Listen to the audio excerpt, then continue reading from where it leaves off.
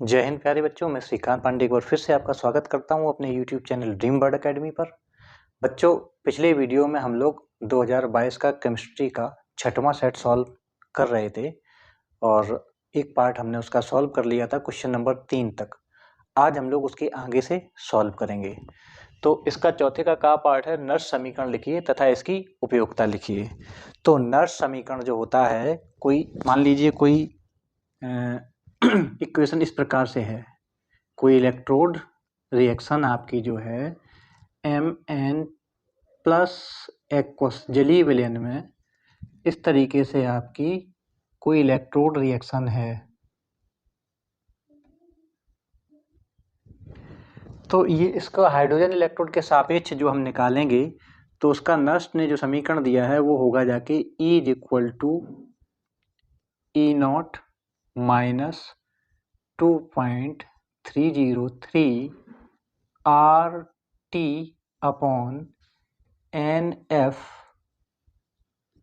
log 1 upon Mn plus.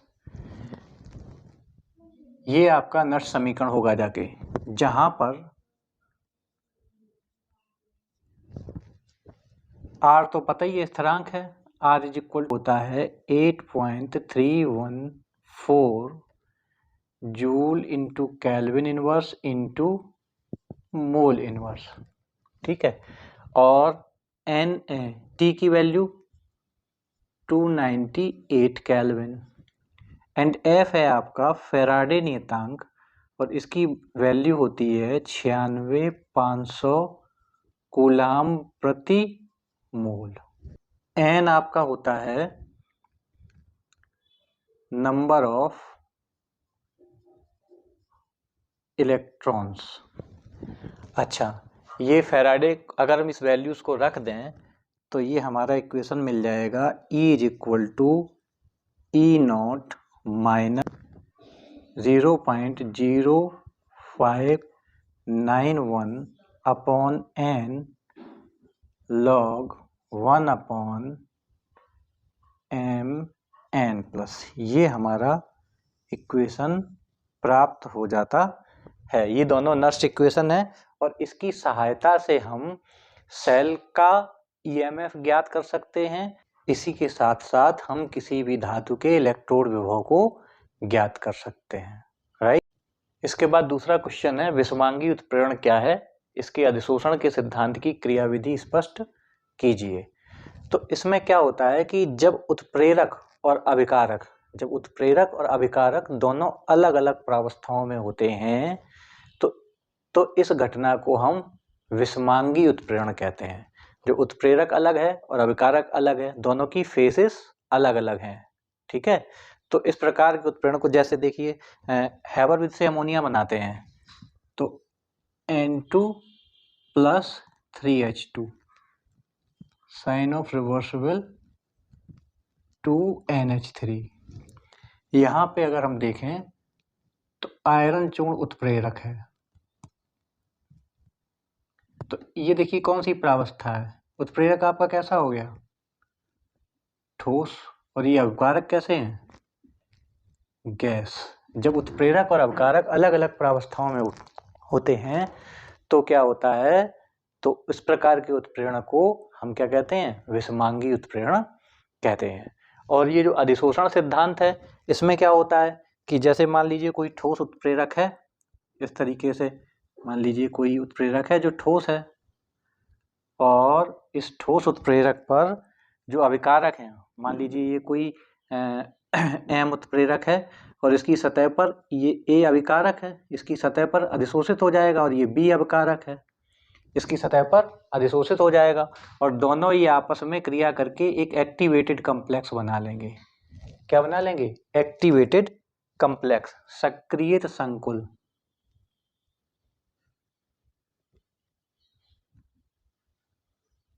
और ये activated complex क्या करेगा, इस उत्प्रेरक की सतह को छोड़ देगा और उत्पाद बना लेगा। कहने का मतलब ये है कि जब अधिशोषक की सतह पर अभिकारक गैसीय अवस्था में होता है और उत्प्रेरक ठोस अवस्था में होता है, तो उत्प्रेरक की सतह पर उसकी स्थानीय सांद्रता बढ़ जाती है, यानी कि अभिकारक उसकी सतह पर अधिशोषित हो जाते हैं। जिसकी वजह से उसकी लोकल में सांद्रता अभिकारकों की बढ़ जाती है और वो आसानी से आपस में क्रिया कर लेते हैं और उत्पाद बना लेते हैं और उत्प्रेरक की सतह को छोड़ देते हैं। राइट, ये अधिशोषण सिद्धांत है। अब जो है गा पार्ट है, निम्नलिखित अभिक्रियाओं में यौगिकों के नाम लिखिए। तो देखिए पहला जो है लिखा है इन्होंने CH3COOH, ये है आपका एसिटिक अम्ल।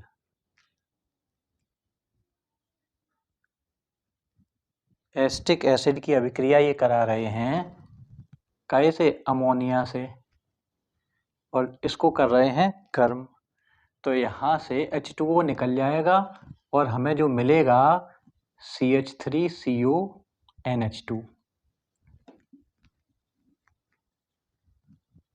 इसको हम लोग बोलते हैं एस्टामाइड। यानी एस्टिक अम्ल को अमोनिया के साथ गर्म करेंगे तो हमारा जो ए प्रोडक्ट होगा वो हो जाएगा एस्टामाइड। और फिर जब इसको NaOBr के साथ गर्म करेंगे, NaOBr सोडियम हाइपोब्रोमाइड के साथ इसकी अभिक्रिया करवाएंगे तो हमें मैथिल अमीन हमें मिलेगी CH3NH2।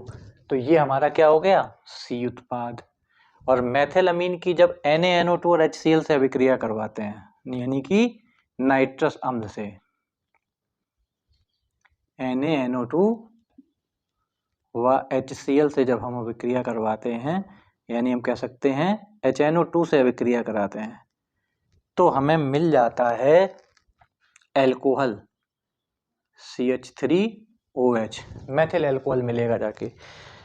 देखिए अमीनों की, प्राथमिक अमीनों की नाइट्रस अम्ल से अभिक्रिया कराने पर हमें एल्कोहल मिलता है।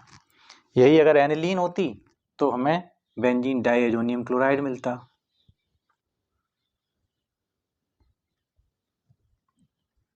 इस तरीके से हमें मैथिल क्लोराइड मिल जाएगा। तो ए हमारा हो गया जाके एस्टामाइड और ये हो गया आपका बी हमारा मैथिल अमीन हो गया और ये सी हो गया मैथिल एल्कोहल। तो ये अभिक्रिया कंप्लीट हो गई। अब है हमारा गा पार्ट, ग्लूकोज के दो गुणधर्म का रासायनिक समीकरण लिखिए। और ग्लूकोज में कार्बोनिल समूह एल्डिहाइड के रूप में उपस्थित होते हैं, ये कैसे सिद्ध करेंगे। तो करो भाई, ग्लूकोज के दो रासायनिक समीकरण लिखने हैं। तो ग्लूकोज की अभिक्रिया करवा दो, किसी भी चीज से करवा दो। मान लो ग्लूकोज की हम PCl5 से अभिक्रिया करवा रहे हैं, तो ग्लूकोज CHOH का होल 4 CH2OH, ये हमारा क्या है, ग्लूकोज है। ये है ग्लूकोज, है ना बच्चों। अब इसकी अभिक्रिया हम करवा रहे हैं PCl5 से, तो क्या बनेगा जाके देखिए, यहाँ से एक H यानी कि 4H यहाँ से, एक H यहाँ से, 5H और 5 Cl यहाँ से, तो 5 HCl हट जाएंगे। साथ ही साथ क्या हो जाएगा, यहाँ से एक O और एक O, ये यानी कि 4 और 1 5 O हो गए, 5 ऑक्सीजन POCl3 5 निकल जाएंगे। और यहाँ पर क्या बनेगा जाके, ग्लूकोज पेंटा क्लोराइड CHOH का, CHOH की जगह क्या हो जाएगा, CHCl का होल 4 CH2Cl। इसका नाम हो गया ग्लूकोज पेंटा क्लोराइड। और साथ में क्या बनेगा, 5 POCl3 और प्लस 5 HCl। ठीक है, इसी तरीके से हम HCN से अभिक्रिया करवा दें तो ग्लूकोज साइनोहाइड्रिन बन जाएगा। ये तो इसकी फर्स्ट प्रॉपर्टी हो गई। सेकंड देख लीजिए, इस ग्लूकोज की अभिक्रिया हम कैसे करा दें, किसी दूसरी चीज से करवा दें। कई सारे रिएक्शंस याद कर रखे हैं हम लोगों ने। हम मान लीजिए HCN से करवा दें या हाइड्रोक्सिल अमीन से करवा दें, हम HCN से अभिक्रिया करवाए दे रहे हैं। ठीक है, तो HCN से अभिक्रिया कराओ तो यहाँ पर क्या होगा, CH, ये O का एक तरफ हो जाएगा OH और एक तरफ हो जाएगा CN। इस तरीके से HCN इस पे जुड़ जाएगा और CHOH का होल 4 CH2OH। इसको हम लोग कहते हैं ग्लूकोज साइनोहाइड्रिन, यानी ग्लूकोज की HCN के साथ योगात्मक अभिक्रिया होगी और ग्लूकोज साइनोहाइड्रिन बन जाएगा। ठीक है। अब इन्होंने कहा है कि ग्लूकोज में कार्बोनिल समूह जो होता है वो एल्डिहाइड के रूप में होता है। कैसे सिद्ध करोगे?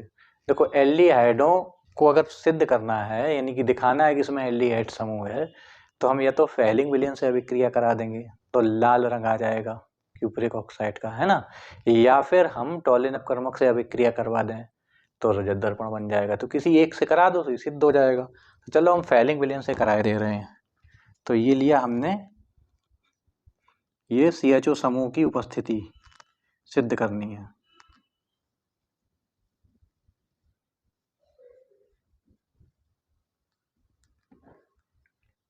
कैसे सिद्ध होगी? ये लिया हमने CHO CHOH का होल 4 CH2OH, और इसकी अभिक्रिया किससे करवा रहे हैं? फेलिंग विलयन से। तो फेलिंग विलयन, जब फेलिंग ए और फेलिंग बी मिलाते हैं तो हमें CuO क्यूप्रस ऑक्साइड प्राप्त होता है। और इसकी जब हम अभिक्रिया करवाएंगे तो हमें मिल जाएगा, यहाँ पर CHO का क्या हो जाएगा? COOH, CHO समूह का COOH में ऑक्सीकरण हो जाएगा, और CHOH का होल 4 CH2OH, और साथ में हमें प्राप्त होगा Cu2O का लाल रंग। ये लाल रंग आना इस बात का सबूत होता है कि ग्लूकोज में CHO समूह उपस्थित होता है। तो यहाँ पर ये दो रासायनिक गुण हो गए इसके, और ये तीसरा इसका हो गया CHO समूह की उपस्थिति को सिद्ध करना। अंग है 5वें का मोलर अवनमन स्थिरांक को परिभाषित करिए। तो देखिए, मोलर अवनमन स्थिरांक को परिभाषित करने के लिए हम जानते हैं कि जब किसी विलायक में कोई अवाष्पशील विलेय पदार्थ घोला जाता है तो उसके हिमांक में कमी हो जाती है, और जो कमी होती है वो समानुपाती होती है मोललता के, समानुपाती होती है।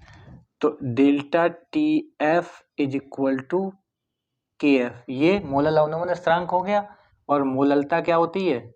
स्मॉल w इंटू 1000 बटे m' ये अड़वार हो गया इंटू कैपिटल W। ये आपका फॉर्मूला हो गया मोलर अवनमन स्थिरांक ज्ञात करने के लिए, राइट। अब इन्होंने पूछी है डेफिनेशन, परिभाषित करिए। तो देखिए, अगर हम W/m' की वैल्यू कितनी रख दें? W/m' की वैल्यू रख दें 1 मोल। ठीक है, W/m' की वैल्यू 1 मोल हो गई। अब इसका मान कितना रख दें? कैपिटल W, यानी विलायक का भार कर दें 1000 ग्राम, या हम इसको कह सकते हैं 1 किलोग्राम। तो जब ये अगर हम रख दें तो डेल्टा TF बराबर हो जाएगा KF। इसका मतलब हुआ कि अगर किसी विलायक के 1 किलोग्राम में विलेय के 1 मोल घोलने पर उसके हिमांक में जो कमी होती है उसको मोलर अवनमन स्थिरांक कहते हैं। तो परिभाषा हो गई। अब ये चीजें आपको दी गई हैं, जैसे आपको गिवन क्या क्या दिया गया है, क्या क्या दिया गया, ये है आपका 5वें का स्मॉल w आपको दिया है 31 ग्राम, कैपिटल W आपको दिया है 500 ग्राम, ठीक है। और एथिलीन ग्लाइकोल का फार्मूला दिया है, तो m' निकल आएगा। तो क्या है? C2H6O2, यानी कि 12 कार्बन का हो गया, 12 गुणित 2 प्लस 6 गुणित 1 प्लस ऑक्सीजन का परमाणु होता है 16, 2 गुणे 16, तो ये हो गया 24 प्लस 6 प्लस 32।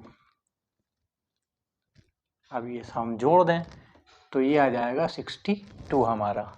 KF की वैल्यू इन्होंने दे रखी है, KF की वैल्यू दे रखी है 1.86 केल्विन किलोग्राम मोल इनवर्स। अब ये सारी वैल्यूज उठा के हमें इस समीकरण में रख देनी है। तो हमारा डेल्टा टी एफ तो हमें पता ही है, वो कितना है 1.86 is equal to, sorry delta T F तो हमें निकालना है, delta T F is equal to K F की वैल्यू है 1.86 इंटू स्मॉल डब्ल्यू की वैल्यू है 31 into 1000 divided by M dash की वैल्यू है 62 इंटू इसकी वैल्यू है 500। देखिए ये 2 टाइम कट गए और ये 5 2 1000 और ये 2 से 2 कट गए, तो डेल्टा टी एफ आ जाएगा आपका 1.86 केल्विन। ये आपका हिमांक हो जाएगा विलयन का। अब अभिक्रिया की आणविकता एवं कोटि में अंतर स्पष्ट कीजिए। ये क्वेश्चन हम लोग पहले सॉल्व कर चुके हैं पिछले सेट्स में, है ना। तो इसमें क्या होता है, कोटि क्या होती है, किसी अभिक्रिया में भाग लेने वाले अणुओं की वह संख्या जो अभिक्रिया के वेग को निर्धारित करती है, वो होती है अभिक्रिया की कोटि। और आणविकता क्या होती है, किसी रासायनिक अभिक्रिया में जितने अणु एक साथ कोलाइड करते हैं, एक साथ टकराते हैं, वो होती है उसकी आणविकता। आणविकता क्रियाविधि के आधार पर ज्ञात करी जा सकती है और कोटि केवल प्रयोगों के आधार पर ज्ञात करी जा सकती है, यानी प्रयोगों के आधार पर ही हमें कोटि प्राप्त होती है। प्रत्येक अभिक्रिया की कोटि फिक्स होती है, यानी कितने अणु उस अभिक्रिया के वेग को निर्धारित कर रहे हैं, ये चीज फिक्स होती है, राइट ना।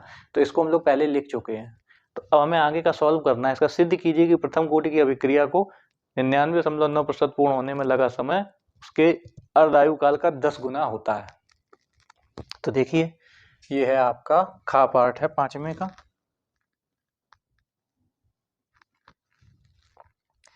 देखिए प्रथम कोटि की अभिक्रिया के लिए वेग स्थिरांक का समीकरण क्या होता है, के बराबर 2.303 बटे टी लॉग ए प्रारंभिक मात्रा ए माइनस एक्स शेष मात्रा।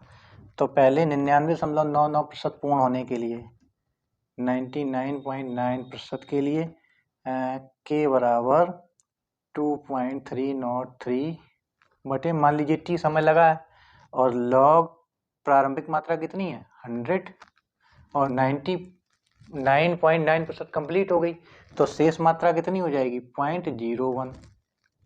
ठीक है, ये हो गया इक्वेशन नंबर आपका 1। फिर हाफ लाइफ के लिए, हाफ लाइफ के लिए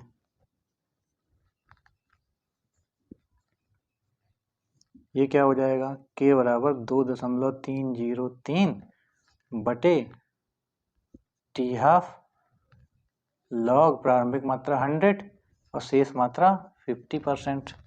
अब ये ना दोनों के लिए के की वैल्यू इक्वल कर दो, तो के की वैल्यू बराबर होगी, स्थिरांक का मान तो हमेशा बराबर ही होता है, राइट ना।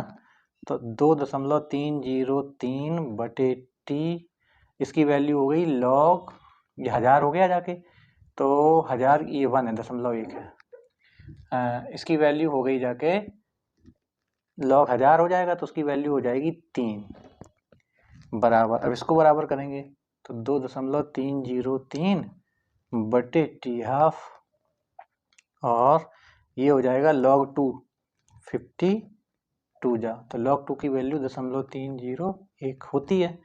तो अब इसको देख लीजिए, तो ये हो जाएगा T half upon T is equal to, ये कट गया, T half upon T is equal to 0.3 बटे 3, ठीक है ना।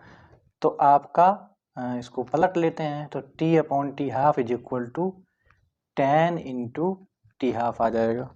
तो इससे ये सिद्ध होता है कि ये 10 गुना होता है, राइट ना। ये चीज समझ में आ गई। तो इस तरीके से आसानी से सवाल सॉल्व हो जाएगा। इसके आगे इन्होंने पूछा है कि SC21 एक संक्रमण तत्व है परंतु Zn30 संक्रमण तत्व नहीं, जबकि दोनों ही डी ब्लॉक के तत्व हैं। तो देखिए हम इसका इलेक्ट्रॉनिक विन्यास करते हैं। सबसे पहले हम SC21 का करते हैं, SC21 it is equal to 1s2 2s2 2p6 3s2 3p6 and 4s2 2 और 3D1। अब हम करते हैं जिंक का इलेक्ट्रॉनिक विन्यास करते हैं। 30s का electronic configuration 1s2, 2s2, 2p6, 3s2, 3p6, 4s2 और 3d10। दोनों ही डी ब्लॉक के तत्व हैं। दोनों के ही अंतिम इलेक्ट्रॉन अंतिम कोष से पहले वाले कोष के डी में प्रवेश कर रहे हैं, लेकिन अंतर क्या है, यहाँ पर डी कोष पूरा भरा हुआ है, यहाँ पर रिक्त डी ऑर्बिटल है।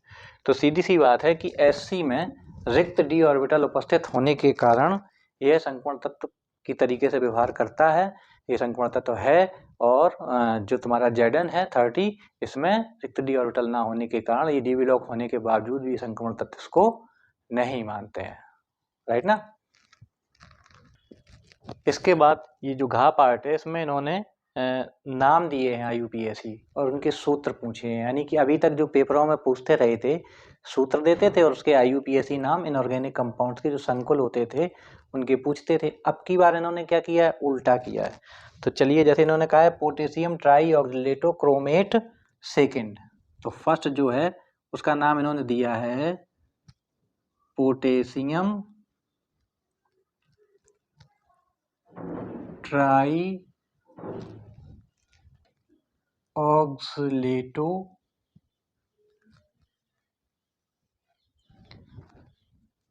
क्रोमेट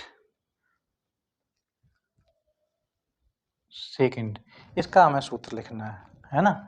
तो सबसे पहले तो पोटेशियम के कितने होंगे, अभी ये हम लोग बाद में लगाएंगे। ट्राईऑक्सिलेटो क्रोमेट, क्रोमेट का मतलब हो गया क्रोमियम, और ट्राईऑक्सिलेटो यानी C2O4 का होल थ्राइस। अब हम K की ऑक्सीडेशन नंबर निकाल लें तो उसके आधार पर हमें पता चल जाएगा कि कितने K लगेंगे, क्योंकि K की होती +1 है। अब K के मान लीजिए हमने X मान लिए, ठीक है, इसकी जगह पे क्या मान लिया X, प्लस Cr की इन्होंने दे रखी है 2, तो ये 2 हो गई, प्लस C2O4 की होती है -2, तो 3 इंटू -2, तो इसकी जगह पे कितना आ जाएगा, अगर हम देखें तो X बराबर हो जाएगा 4 आ जाएगा। यानी फार्मूला में K की जगह क्या हो जाएगा, K4 Cr C2O4 का थ्राइस, ये आपका पोटेशियम ट्राईऑक्सिलेटो क्रोमेट हो जाएगा। इस तरीके से हम ये नंबर निकाल लेंगे, ठीक है। अब ये सेकंड पार्ट इन्होंने कहा है, सेकंड पार्ट में इन्होंने क्या दे रखा है, इन्होंने कहा है डाइक्लोरोबिसएथेन। तो संकुल का नाम पहले है, तो संकुल के अंदर लिखेंगे प्लेटिनम, तो सबसे पहले तो प्लेटिनम हो गया, फिर कितना है डाइक्लोरो, फिर क्या हो गया Cl2, बिस माने होता है 2, और एथेन 1,2 डाइमीन को लिखते हैं EN, एथाइलिन डाइमीन, तो EN का होल ट्वाइस। और ये कितना दे रखा है ऑक्सीडेशन नंबर, प्लेटिनियम 4 दे रखा है, तो प्लेटिनियम 4 यहाँ भी लास्ट में हो जाएगा नाइट्रेट NO3। अब इसके आधार पर हम NO3 की नंबर निकालेंगे, तो प्लेटिनम का दे रखा है 4, प्लस Cl का हो गया -2, EN का होता है 0, और प्लस X = 0, ठीक है। तो NO3 की -1 होती है, तो इसके आधार पर क्या निकलेगा, जाके देखिए X = -2 निकलेगा जाके, तो यहाँ पे -2 निकलेगी, तो NO3 का क्या हो जाएगा, यहाँ पर ट्वाइस हो जाएगा, ठीक है। ये इसका IUPAC नाम हो जाएगा। तो आज के वीडियो में यहाँ तक ही रखते हैं, और आगे के क्वेश्चनों को लेकर मिलेंगे अगली वीडियो में। तब तक के लिए जय हिंद।